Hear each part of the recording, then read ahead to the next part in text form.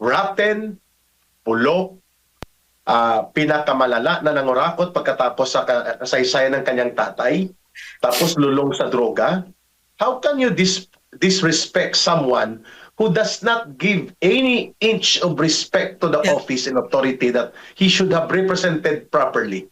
Kagaya ng ginagawa ni Marcos sa Office of the President, binababoy niya.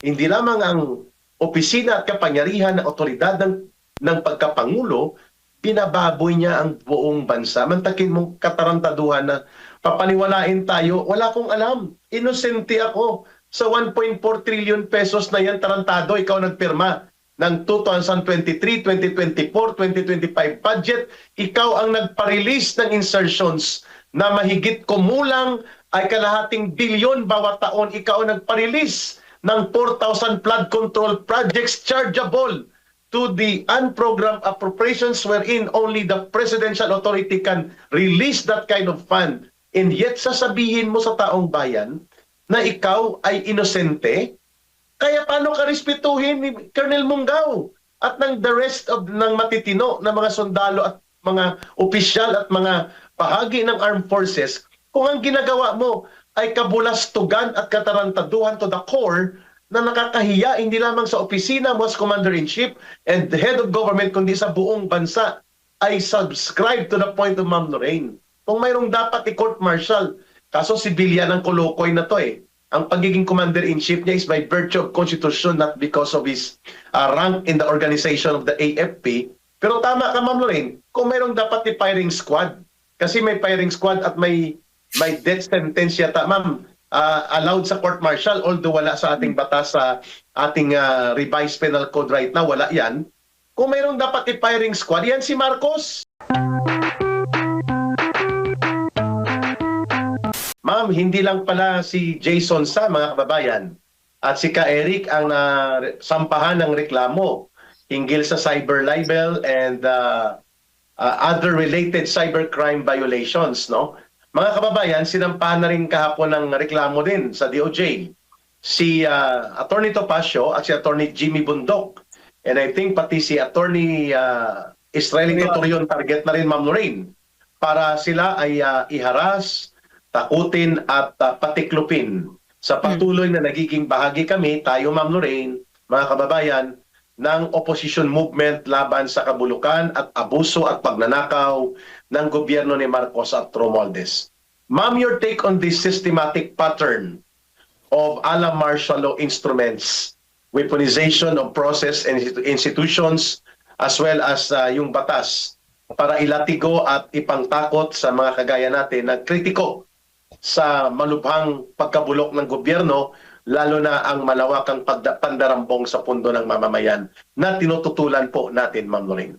Well, it's quintessential Marcos, no? Ganun naman talaga din yung ginawa ng tatay niya.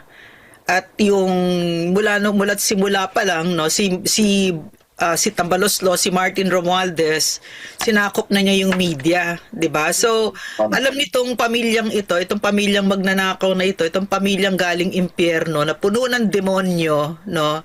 Na napakahalaga na patahimikin ang Pilipino. Hindi tayo pwedeng magsalita kasi pag nagsalita tayo at katotohanan ang lumabas, ang dami nating sasabihin kasi mga magnanakaw sila, mga mandarambong, no, at saka drug addict pa ito, no. I was saying kasi earlier, no, na si yung ginagawa ni Bongbong Marcos is quintessential Marcos, no. Yung tatay niya ganyan din ang ginawa, no. Mga dinosaurs kami dito, naabutan namin yung ginawa ni Ferdinand Marcos Sr. Ganyan. Nagpapatahimik siya at pumapatay siya. Pumapatay siya na kung sino yung diktador na yan, no. Si Primitivo Mijares, no. Yes. Primitivo Mijares nagsulat ng libro Conjugal Dictatorship tungkol sa kanila ni Imelda, tinorture siya at yung anak niya na si Boyet Mijares, magkaharap sila, nakita nung tatay, nakita nung anak, tinotorture yung isa't isa, no? Very brutal. So ito yung nakakita natin, except that si tatay niyang diktador may project siya, di ba? Pero sa bagay 20 plus years siya namayagpag, no? Talagang sakim sa kapangyarihan itong pamilyang ito. Pero itong si Adik, no? Si Bongbong Adik, walang project.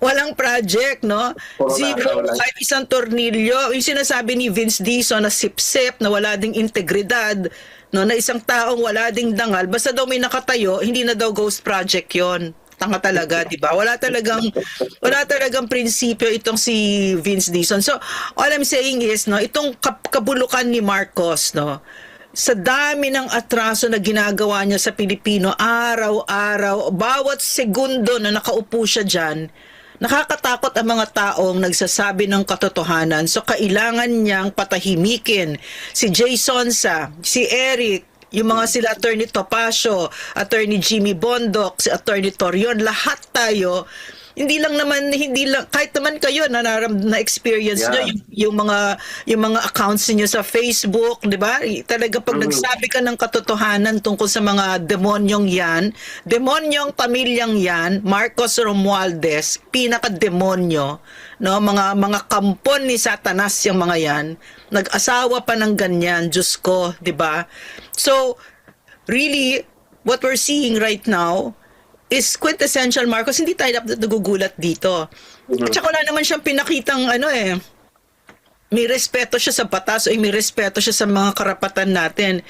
Tama. Bagkus, ang pinakamaliwanag na ginawa niya mula nung umupo siya dyan ay talagang wasakin ang ating karapatan. Bawal mag-rally, bawal mag-ganyan. Tapos dinala pa niya si PRRD, kinidnap extraordinary rendition kay PRRD. Diba? Tsaka yung sa Vice President.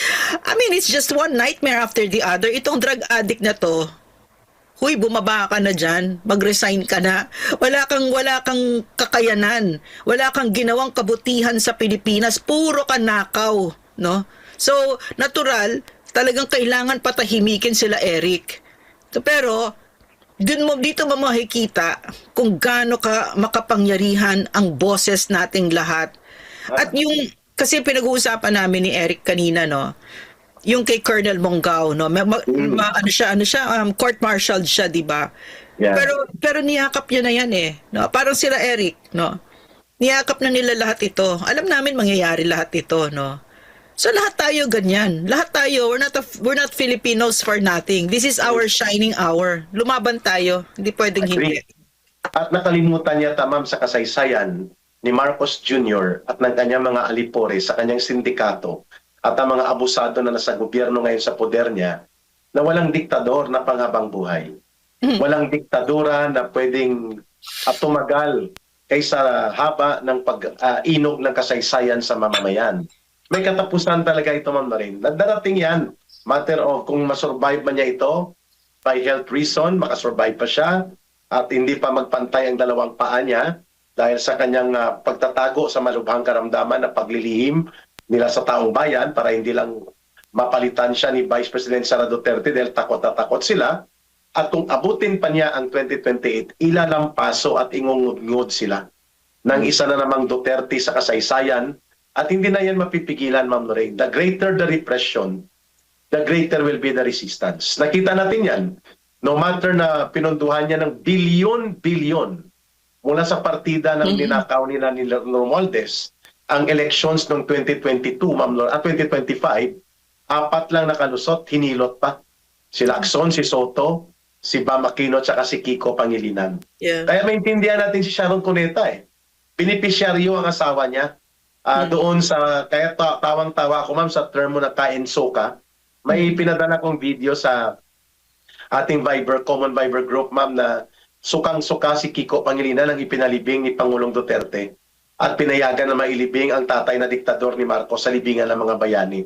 Ngayon, himod tumbong, sorry for the word himod talampakan, halik talampakan, ito si Boy Kainsoka, Kiko Pangilinan, dahil nakikinabang sila sa mga pandarambong at pagnanakaw na ito. Beneficiary sila, mga kababayan, at yun ang dahilan kung bakit tahimik sila sa katotohanan na ang criminal trails ng pananagutang mastermind sa malaganap at sistematikong pandarambong at pangungurakot na nangyayari sa Pilipinas ay si Marcos at si Romualdez. Tahimik na tahimik sila. At yung gustong lumaban, gustong magsiwalat at gustong manindigan upang itakwil ang patuloy na pagkukunwari na ito ni Marcos at ni Romualdez bilang punong salaring kriminal sa pananagutan nila sa pagnanakaw at pagkalugmok ng ating bayan, Yun ang hinahabol ngayon ng otoridad ng gobyerno. At sabi nga namin, Ma'am Noreen, ang NBI ay parang naging isang aparatus, pribadong aparatus ni Marcos sa kanyang kagustuhan na takutin, patiklopin at iharas ng sistematiko. Mantakin mo, NBI talaga, Ma'am Noreen, ha? Ano ba kami, high-profile criminals para habulin kami ng NBI, Ma'am Noreen, mga kababayan? So, pero alam natin ang mensahe na yan, that the weight of an oppressive apparatus similar to martial law during the time sa tatay niya ay ginagamit niya sapagkat ito ay desperado siya na mangunyapit sa poder dahil naghihingalo po ang administrasyong ito na ang may kagagawan mismo siya at ang kanyang gobyernong nabubulok sa kumunoy ng pagnanakaw at pang-aabuso sa poder at kapangyarihan, Ma'am Noreen. Eric, yung meron ka na mention yung NBI, hindi kasi ako ganun ka-aware. Ano yung NBI is for high-profile criminals? Ganon? Usually, ang It's mga not for- ordinary na mga kaso sa mga libel-libel, hindi yan pinapatulan ng NBI, Ma'am Noreen. Ang gumagawa niyan, mga kababayan, mga ordinary filing yan ng mga pulis o ng complainants. Ang Yeah. NBI nakatutok yan sa mga kidnap for ransom, organized crime, drug syndicate, human trafficking, terrorism. Mga ganun dapat na mga krimen ang kanilang... So, Eric, not only that, 'di ba, nag-create sila ng anti-cyber libel task force ba 'yon? Surveillance unit, 'di ba? So, pagbabantayan tayo at pakikinggan yung mga natin, 'di ba, sa internet, 'di ba? So, like ito, nire-record nila ito ngayon. Oo, so in other words, parang ang sinasabi ni Bongbong Marcos, no, ang sa kanyang administrasyong pinakabulok, napakabulok, no. Sobrang bulok. Ang kino-consider niyang high crime ay kapag ka ang mga ordinaryong mamamayan ay nagpa-practice ng kanilang sagradong karapatan na mamahayag ng malaya. Sa kanya, itong walang hiyang demonyong ito, no, na drug addict kasi, yan ang yan ang kino-consider niya na high crime, pero plunder, normal yon. Kanyang karapatan yon. Karapatan niya yon. So kasi ang NBI ba nag-i-investigate ba siya dito tungkol sa plunder? Hindi, di ba? Nag-i-investigate ba sila tungkol sa drugs? Hindi, di ba? So, ang sinasabi nitong Bongbong Marcos na pangag, through his NBI, itong mga goons niya, na hindi, karapatan niya yon na magnakaw siya sa Pilipino at karapatan niya yon na magdroga-droga siya. No, at kung ano pang milagro pinagagawa niya dyan, di ba, katulad yung sa male prostitute na video na hindi naman lumalabas ng any statement from them, di ba? So for us, it's an admission, di ba? So anyway, yan ang sinasabi nitong napakabulok na administrasyon na yun. Kung kaya't gagawin natin ang lahat para bumaba na yung addict na yan. No? I agree to that, Ma'am Lorraine. And sabi ko nga, nakalimutan nila sa kasaysayan natin na pwede pansamantala matakot mo ang taong bayan, 1, 2 buwan, 3 buwan. Pero pag nagpatuloy ang panunupil at lantarang paggamit ng kapangyarihan na sinusupil na ang kalayaan sa pamamahayan, kalayaan sa pagkilos ng mapayapa, hahanap ng paraan ng mamamayan na titindig at lalaban. Lalo pa ang mga Pilipino, mga kababayan. Yeah. Hindi kami napapagod ni Ma'am Lorraine na araw-araw bumalik kami dito sa bigwas ng Agila. Because hindi magmamaliw at hindi manghihina ang aming paniniwala sa kakayanan ng mamamayang Pilipino na iguhit ang kasaysayan ng pagbabago. Sapagkat yan ay nangyari at nangyayari sa buong kasaysayan ng lipunang Pilipino. Diktador pinalayas. Ang isa pang nangungurakot na presidente pinalayas. Hindi po mga Communist Party nagpalayas sa kanila. Taong bayan po. Ngunit mayroon din pong limitasyon ang pag-iral ng pagbabago dahil hindi pa lubusang na kumpleto ng mamamayan na mabuo ang kanyang lipunan. Mabuti at dumating ang isang Pangulong Rodrigo Duterte na ipinakita niya pwedeng maitayo ang isang gobyerno na talagang totoong may tapang, may malasakit at talagang naglilingkod sa mga mamamayan. But 6 years are too short for a time na mabuo ang lipunang Pilipino. Kaya nga, we were expecting, Ma'am Lorena, mga kababayan, nang sinuportahan po ng mayoriya ng mga Pilipino ang tandem ni Marcos Jr. at ni Sara Duterte, it's not about him. It's about the continuity. na akala natin yon ang kaniyang ipinaniwala, talagang sinungaling na magnanakaw sapagkat hindi ka pwedeng magnakaw na hindi ka magsinungaling, Ma'am Lorraine. Ninakaw niyang pagtitiwala ng taong bayan. Sinuportahan siya not because si Bongbong Marcos Jr. siya. Sinuportahan siya dahil nakita ng taong bayan na may posibilidad na ipagpapatuloy niya ang mabuting pinagsimulang ginawa ng mabuting pamamahala ng isang Rodrigo Duterte.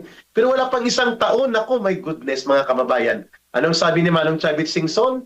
Wala pang isang taon, nagplano na silang mag-asawa at ng kanyang pinsan kung paano gumawa ng pera. Paano kumita sa gobyerno. And that is the reason na sinipa nila at pinagtaksila nila si Vice President Sara Duterte. Kasi hindi sila makakapagpalusot ng ganitong uri ng kalapastanganan kung nandyan si Sara Duterte sa gabinete at nandyan sa kanyang gobyerno at magkakaroon siya ng tagabantay at tagapagkritiko. Kaya ako naniniwala, Ma'am Lorraine, itong NBI na ginagawa nila na pananakot, mas lalo nilang inuudyukan ang taong bayan na makialam at magkaroon ng interest na talaga namang manindigan na kung ganito lang naman ang gobyerno na bawal pala maging kritiko. Mantakin mo, Ma'am Lorraine, walang kahihiyan, mga kababayan.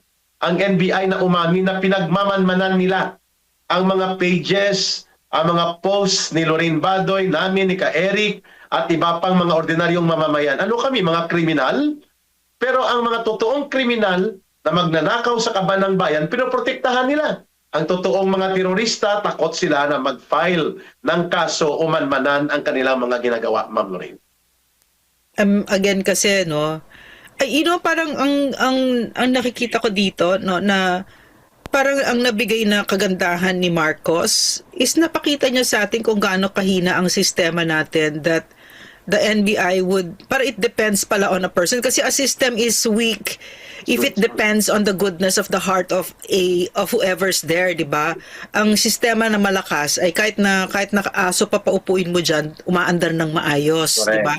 So nakita natin ngayon, napakahina pala ng sistema natin.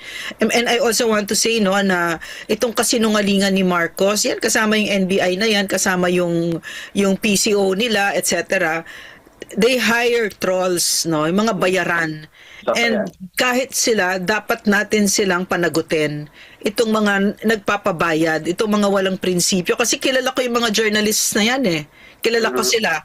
Yung isa dati nakatrabaho natin, Eric, sa anti-FL-CAC. And then I thought he was principled and everything. And then suddenly, I heard that he was going to Europe with his entire family.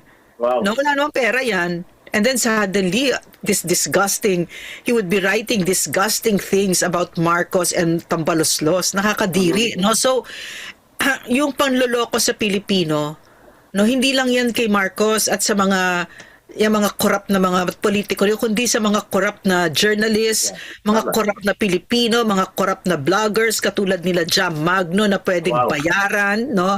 Na yung mga yan, papanagutin natin yung mga yan, no? So, what I mean by that, no? What I mean is not vengeance, no? What I mean by that is that kailangan, no, kasi this thing is costing us so much as a people. Nasasaktan talaga tayo, and I like it kasi kapag ikaw ay nasaktan, mas nagigising ka eh, no? Mas diyan ka talaga umaakyat ang kamalayan mo kasi nasaktan ka, mas nagigising ka, nawawala yung panloloko mo sa sarili mo, di ba? And this has to be something that we get that we have to get a lot of good from, di ba? Kunyari, yung mas gandahan naman natin ang kalidad natin bilang isang bansa, no, na hindi tayo pwedeng bilhin. Hindi tayo mga matapobre, social climber, scammer. Kasi sa Pilipinas, usong-uso yan eh, mga scammer, mga nanloloko, di ba? Kaya tayo nagkakaroon ng mga ganyang disgusting, napaka-disgusting na president, di ba? Na hindi na nga, parang for me, from my perspective, siguro I'm fanciful the way I imagine it, no? Tinutulungan na nga tayo ng universe eh. Meron ng whispers na hiya sa colostomy bag, 'di ba? Colostomy bag, doon ka Jumejebs, no? Andyan sa labas niya na ngayon. He's so full of shit na talagang lumalabas na all over, 'di ba? I mean, the universe is already making it very clear to us what kind of creature this person is talagang halang, talagang irredeemable. No, so Correct. we have to get something out of this. Why did we put someone like that, no? Napaka disgusting Correct. na tao, because you have to put that there's a mirror in front of us, no, as a people, kasi posible na nagugulat tayo ngayon, ang dami palang pwedeng bayaran, no, Eric? I didn't know that sa AFP nakakita ko nagtatabaan sila, no, na nakikita mo na wala nang prinsipyo na akala mo dati, no, kasi pala si Digong yon, etc., di ba? So pala pwedeng bilhin pala itong mga ito, no? And speaking about that, Ma'am Lorraine, no, kadugtong po sa pagiging abusado ng gobyerno ni Marcos to weaponize the institutions and abuse the intent of the law in order to operate like a martial law operator apparatus, itong NBI, mga kababayan. Kahapon din po, ma'am, nakonfirma na si Colonel Mungao. Ito po yung nanindigan na wala ng moral ascendancy si Marcos Jr. to continue being the commander-in-chief. Wala na po siyang karapatan na pamunuan pa ang taong bayan sapagkat siya ay nasasangkot sa malulubang iskandalo ng korupsyon at iba pa. Ngayon, itong si Colonel Mungao po, pa-retire na yata ito by May this year, mga kababayan. Pero isinalang pa rin po siya ng pamunuan ng Armed Forces of the Philippines sa utos po nila Gibo Teodoro at nila General Bronner sa tinatawag na General Court Martial. At kung mamalasin po si Colonel Mungao, ay magiging forfeited po ang kahihinatnan ng kanyang 32 or 33 years in service. Mula nang maging kadete siya sa PMA, mapo-forfeit at mabaliwala ang kanyang benepisyo at mga pensyon dahil pwede po siyang mahusgahan at mabigyan ng hatol na dishonorable discharge. Ma'am Lorraine, your take on this. Eric, I would like to, because my husband and I had a discussion about this, I told you, diba? And he said, you know, alam niya na yon when he made that decision, diba? Alam niya na yung consequences, so at niyakap niya yon. And that's my definition of courage, no? Alam mo yung pinaninindigan mo. For instance, no, where we are right now, I'm far away from my family. Alam ko yon, niyakap ko ito, niyakap ko lahat ito, diba? And ang kapalit nun, kunyari, sabihin sa akin, hindi ka na namin gagalawin, pero tumahimik ka, papayag ka. Hindi ako papayag, hindi ako papatahimikin mo ako, hindi na okay na to. Parang in other words, niyakap ko ito. In other words, kay Colonel Mungao, I read what General Pokis wrote, no? Yeah, kita ko rin. He said the very same things that my husband said, na nayakap niya na yan. He knew what he was getting himself into. And that is so much better kaysa makilala ka na wala kang bayag at paninindigan. That's exactly what I mean, no? Do you think I would I like to be known as the person who was silenced by a Marcos? No. What if they said, "Oh, gagawin ka naming whatever position." No way. As in, Diyos ko, hindi. No, thank you. Diba? I mean, it took me 8 months to say yes to PRRD. Si PRRD na yon, inisip ko pa ng mabuti na ibibigay ko buhay ko dito. True enough, binigay ko buhay ko dito, diba? Because he's worthy. He's worthy of all of whatever I give, diba? So in other words, may mamimili ka, no? Court martial or ang buhay mo walang halaga. Wala kang bayag at wala kang paninindigan para sa iyong bansa. Nakikita natin kay Colonel Mungao ngayon, ang isang tunay na sundalo, ang isang tunay na nagmamahal sa bayan at yung sakripisyo niya for basically all of his adult life mula nung nag-PMA siya, binigay na niya yung buhay niya sa Pilipinas. Hindi siya tumigil. Hanggang ngayon, tuloy-tuloy. Pero yung mga iba dyan, pinaaral kayo ng bayan, nag-PMA pa kayo, or nagsundalo kayo, pero tahimik kayo sa isang taong drug addict na nagnanakaw sa Pilipinas, pinakamalaking pandarambong na ginawa, pero nakikisayaw kayo. Bakit? Ang dinig namin, binabayaran din kayo. Kung hindi kayo binabayaran, wala din kayong mga bayag para tumayo para sa Pilipinas. Nagsundalo pa kayo. Meron pa kayong mga posturing ready silang magpakamatay dun sa West Philippine Sea issue. Ay hindi nyo nga kami kayang protektahan dito sa isang adik, 'di ba? I agree. Bida-bida, 'di ba? I agree to that, Ma'am Lorraine. At yun nga, Ma'am, no? Ginamit nila na sangkalan ang Article 63 sa Articles of War. What's Hindi ko that? pa nabasa, pero ang nakalagay sa news, disrespect of the President. Eh, hindi naman talaga karespeto si Marcos. Mantakin mo, kapatid niya mismo. Sabay silang lumaki, binoking siya na drug addict. At hanggang ngayon ginagawa niyang drug din ang Malacanang. How can you respect that kind of president? Eric, wait a minute. Eric, wait a minute. No? Is that really what they said? Is Yeah, that Article 63. So basically, they dapat ang i-court martial nila, dapat idali nila sa court si Bongbong Marcos, Si because he's the one Bongbong. that disrespected the office of the president the most. Correct. Right? Siya Correct. pinakababoy. Saan ka nakakita na nagchuchupa-chupa ka dyan ng male prostitute na binayaran pa ng Pilipino, 'di ba? Tapos tumayo ka pa dun sa sa kama na 'yon, tapos bigla ka pang humithit ng droga, putang ina mo, 'di ba? Hindi ako papayag, hindi ko makayanan masikmura ng kaluluwa ko na tatawagin kitang president, hindi kita president.